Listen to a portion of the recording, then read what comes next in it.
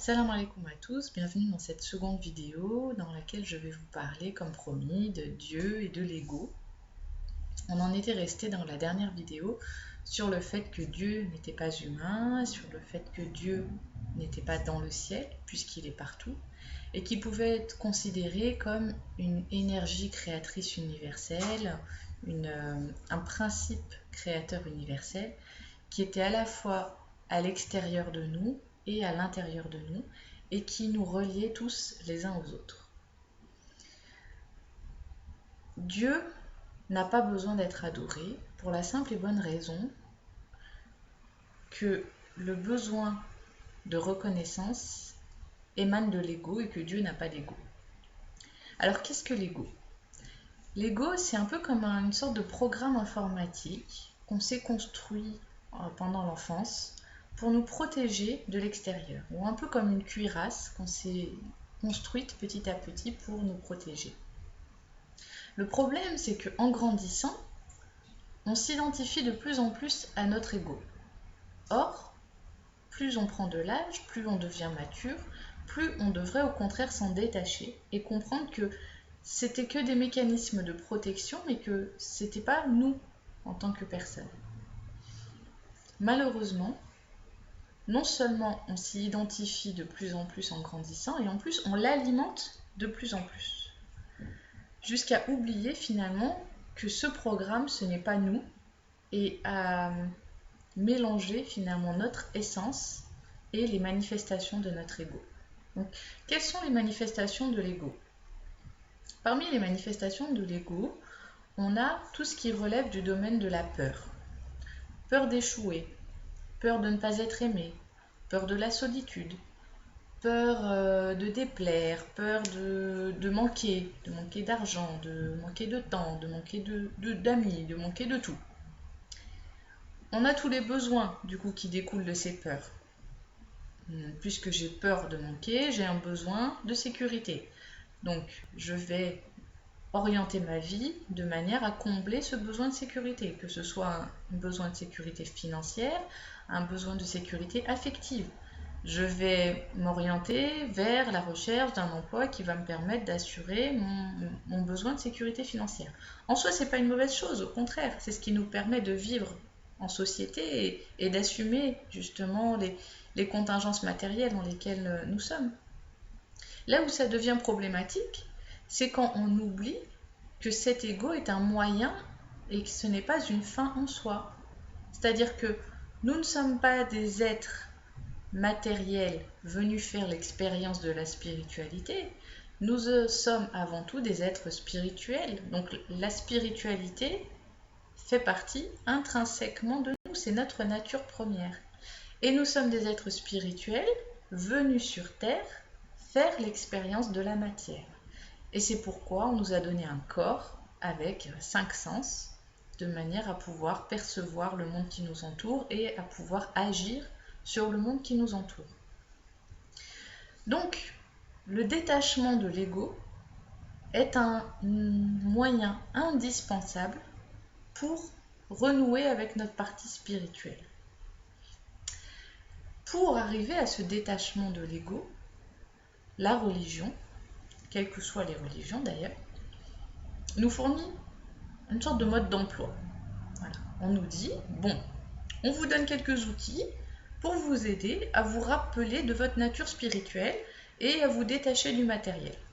Parmi les outils, il y a ce qu'on appelle l'adoration de Dieu. Et cette adoration de Dieu passe par la prière, les invocations, le jeûne, etc., etc.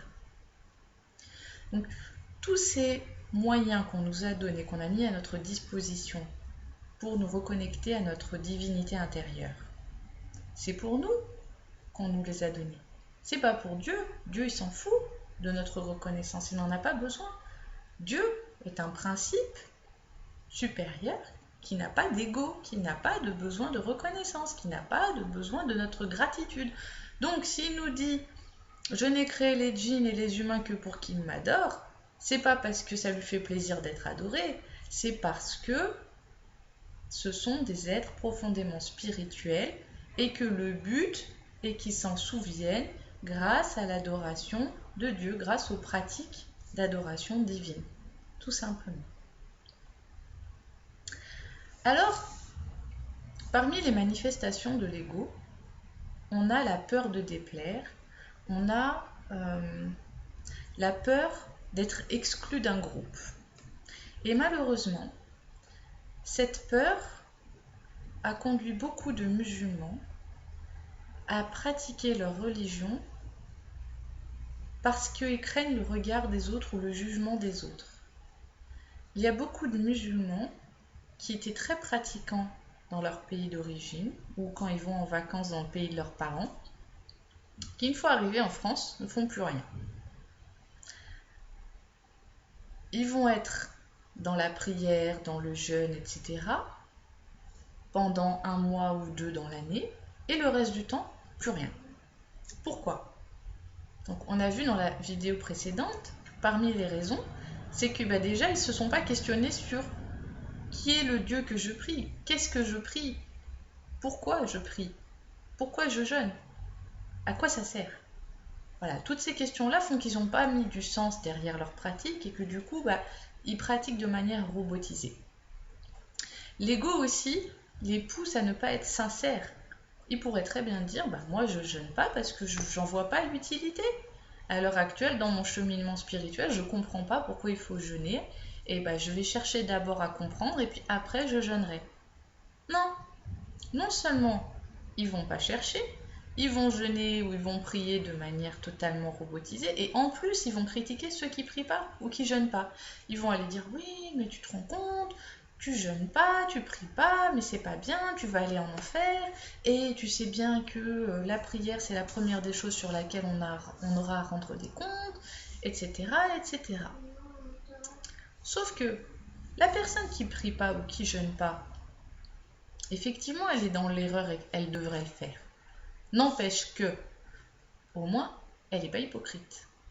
Et que toutes ces personnes qui prient une fois de temps en temps ou qui jeûnent une fois de temps en temps et qui le reste du temps font n'importe quoi, parce que tout simplement elles ont la pression sociale et la famille et le quartier qui va dire que voilà c'est un mécréant s'il jeûne pas ou s'il prie pas ou n'importe quoi, tout ceux-là sont des hypocrites. Et on sait tous que l'hypocrisie est un grave péché aux yeux de Dieu. Je pense pas que si ces personnes, on les mettait toutes seules sur une île, elles prieraient encore, ou elles jeûneraient encore. Donc, c'est là où il faut faire très attention à son ego. C'est-à-dire que notre plus grand combat, notre djihad, comme on dit, c'est le combat intérieur. Et donc le combat contre notre ego. Et pour pouvoir le combattre, il faut le connaître. Voilà. Donc pour pouvoir le connaître, il faut d'abord savoir ce que c'est, savoir que ça existe. Et la première manifestation de l'ego qu'on a dans le Coran, c'est quoi ? C'est Iblis. Iblis qui a refusé de se prosterner devant Adam quand il a été créé. C'est là où l'ego a commencé. Quand on parle de Satan, on ne parle pas d'un démon avec des cornes qui va nous traîner dans les feux de l'enfer. Non, on parle de l'ego. C'est l'ego qui a entraîné la déchéance d'Adam et Ève du paradis. Adam et Ève, des êtres qui étaient profondément spirituels, qui se retrouvent à cause de l'ego dans un monde de matérialité. C'est exactement ce qui nous arrive à titre individuel. Nous sommes des êtres foncièrement spirituels, mais notre ego nous pousse à rester dans un monde de matérialité, à être obnubilés par le matériel, en oubliant que nous sommes intrinsèquement spirituels. Et la fonction, encore une fois, de la religion, la fonction de l'adoration de Dieu, c'est de nous reconnecter à cette part de divinité. C'est pas pour faire plaisir à un Dieu qui va nous donner des bons points, comme notre maîtresse à l'école primaire, si on a fait nos 5 prières ou si on a jeûné pendant 29 jours. Voilà. Donc je vous laisse avec cette deuxième vidéo. Et puis je vous dis à très bientôt pour la suite.